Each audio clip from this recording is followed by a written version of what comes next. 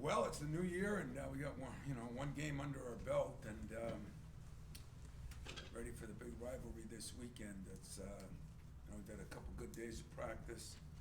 I think our guys are, you go for so long where you don't practice, then all of a sudden you practice for so long, and I think getting back into a routine of every 3-4 days is going to be good for us, for sure. And in Michigan, they've had a few ups and downs too. Losing the Central and then coming back and playing maybe two of their best games against Maryland and Penn State. They have three guys that have really been playing consistent, and big guy has been pretty steady with averaging 18 points a game. I think Kobe has really taken his game to another level.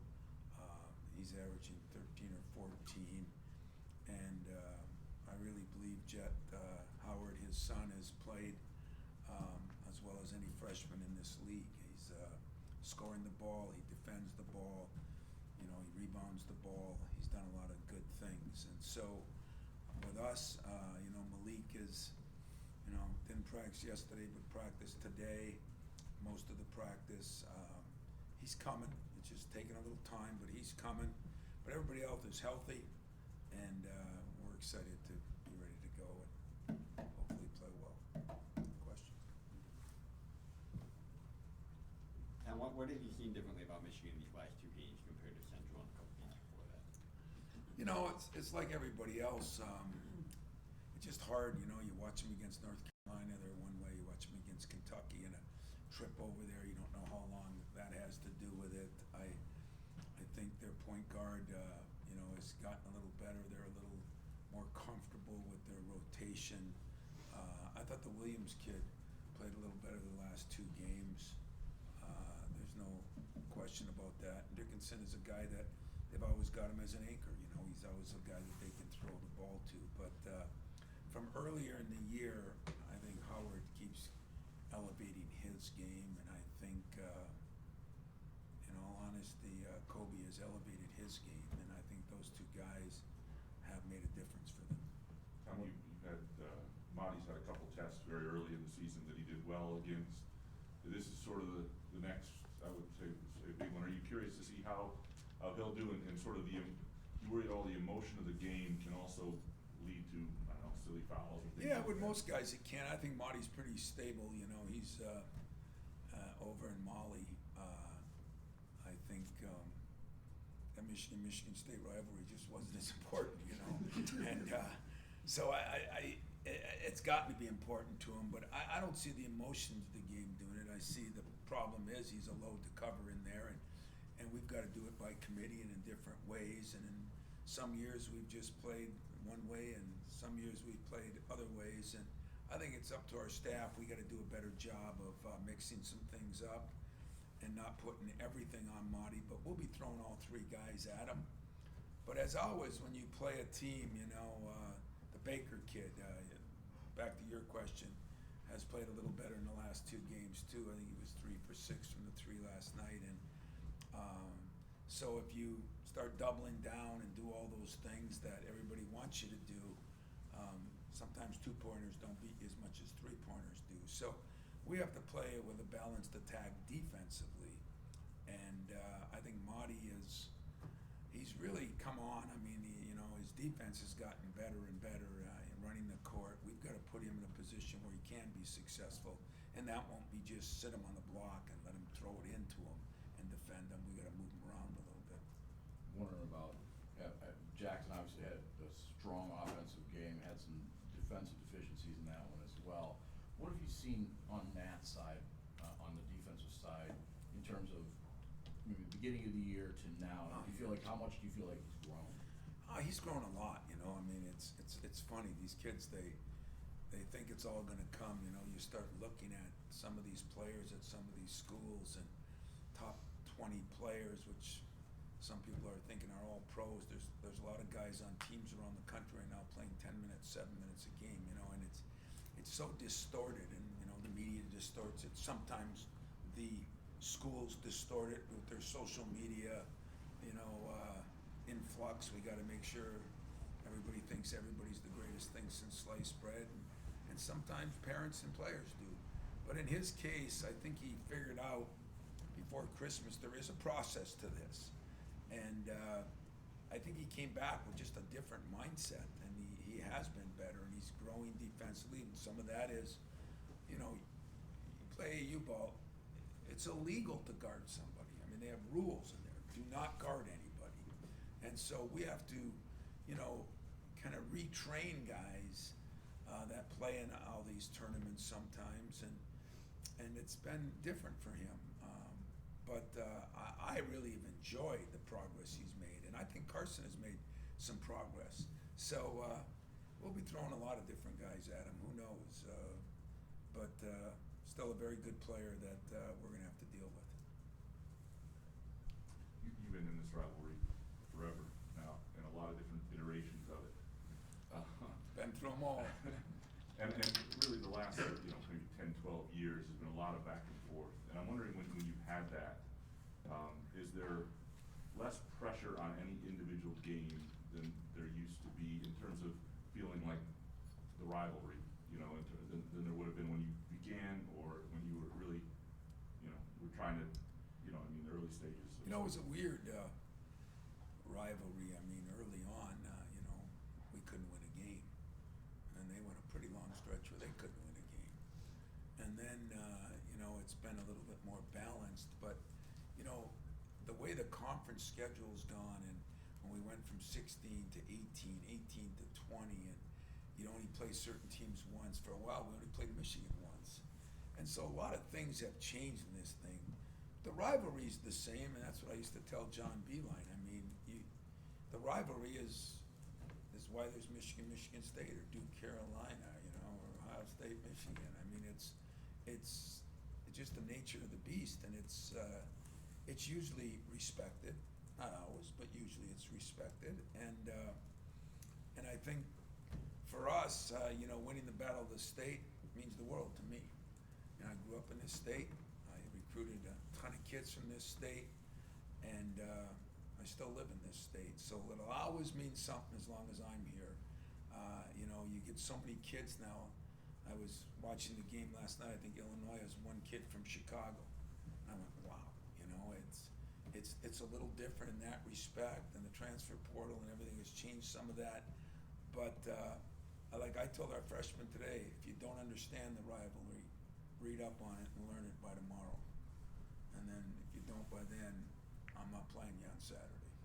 So you better be ready for what the rivalry means to 90% of us. And the kids that haven't grown up in this state, they've got to learn it, but they better learn it fast. Tom, after Nebraska, you talked about turnovers being a point of emphasis this year, and that was a goal for you guys. And Michigan's one of the best teams in the country at not turning the ball over. How do you win the turnover battle on Saturday? Play better defense and not give them the ball. I mean, it's pretty basic. I mean, them feeding the post is a positive from their standpoint, because most of us have to work around and get the ball in the post. They can just throw it up. That's the advantage of a 7-1 kid in there who's good. So I don't think they turn it over much feeding the post, where a lot of us do, but we have to be more selective in what we're doing. And we have to make sure on the break, like in the last couple games, we would have been under 10, under 9. But we had one game, we had 4 offensive fouls, a charge, bad screens, those all count as turnovers, and 1 shot clock. So I think we have in general taken care of the ball a lot better. They are very good. I think they had 3 or 4 last night. That's always part of the game, man. I mean, we're getting 60-some shots up. We're a better team than we're getting 50-some shots up. Tom, with Malik, a guy who's been around so much, you don't have to worry about certain things with him. Does it help that he's able to do that, kind of take one practice off, practice one, and there's nothing good about that. Not one thing. What I mean in terms of a guy who can. Of all the guys that could do it or has to do it, I'd say him or Joey would be number 1 on my team. But I talked to him, I talked to our trainer, I talked to our doctors. It's a tough deal now for coaches. you know, because you want to make sure the player's healthy. We almost have so much information. You know, I said it before when Judd Heathcote was here. He had both his knees operated on, you know, and guy complained about his knee, and he said, "Take a look at my knees." Well, they were square and boxed, you know, and he'd shake it off. He said, "That's a bad knee." Now you got, you know, ACL, MCL, TCL, DCL. You know, you got so many CLs that I don't even know what's coming, and guys get caught up in that, and it's good, but there's just so many things to worry about that I think guys, it takes them longer to come back. But at the same time, what I was trying to say is, if you don't come back, you're never going to be as good unless you're practicing every day.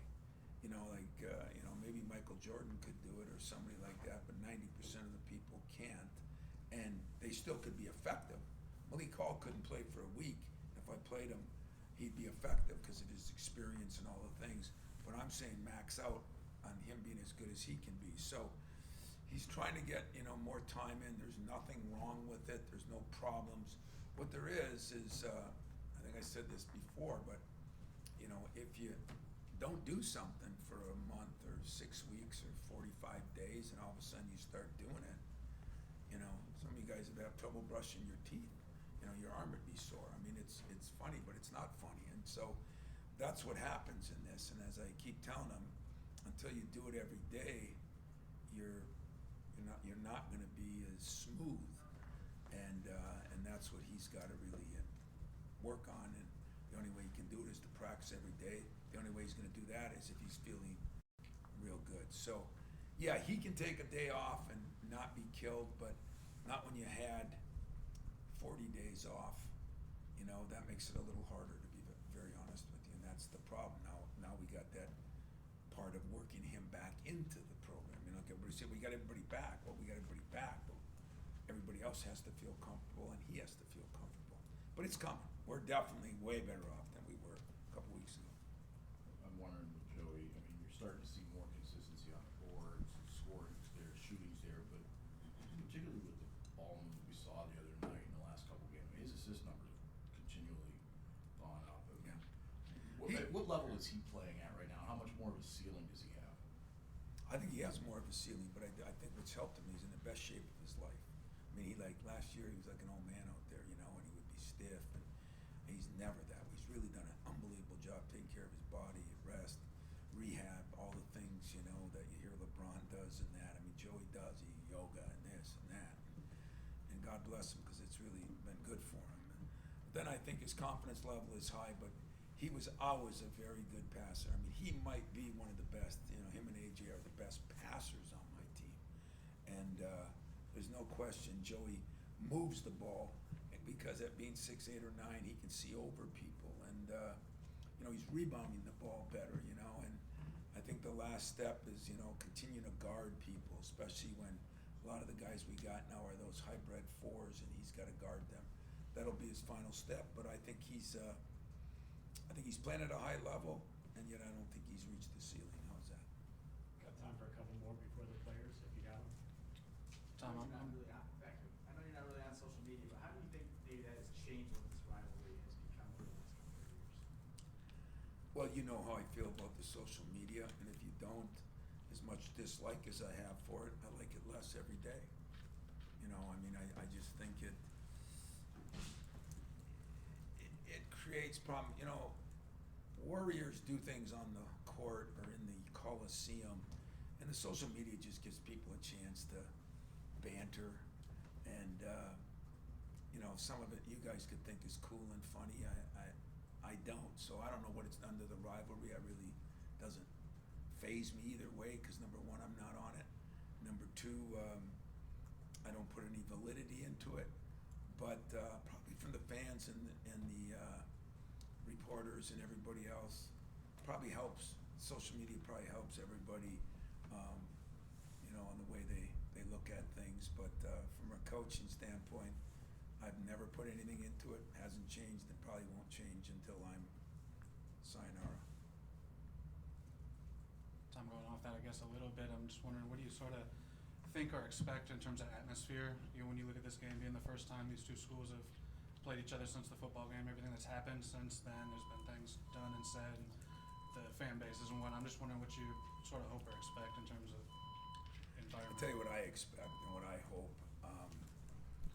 I hope we're the craziest, toughest, best crowd that ever was assembled in Breslin, with class, with respect, and handling ourselves the way we should. And that's the way I'm going to play this game. That's why I'm going to handle this game. It's good, you know. It's good that the rivalries have something to be rivals about. But you know, there's a lot of things that have changed. You know, the rivalry has changed because you know we had a couple years of COVID, and you know you're playing in front of nobody.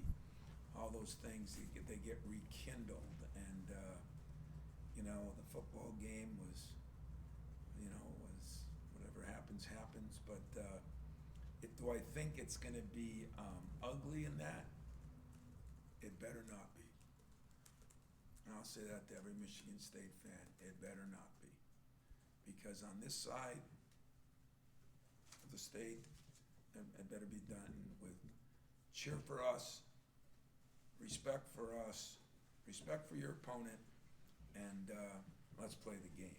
Is there going to be any love? Hell no. But I've said that for 20 years, and you guys don't understand that there won't be any the other way. Will there be respect? From this side, there will be. And that's the way I want our fans to handle it. But I want them to spend a lot more time cheering for Michigan State than worrying about anybody from the other school.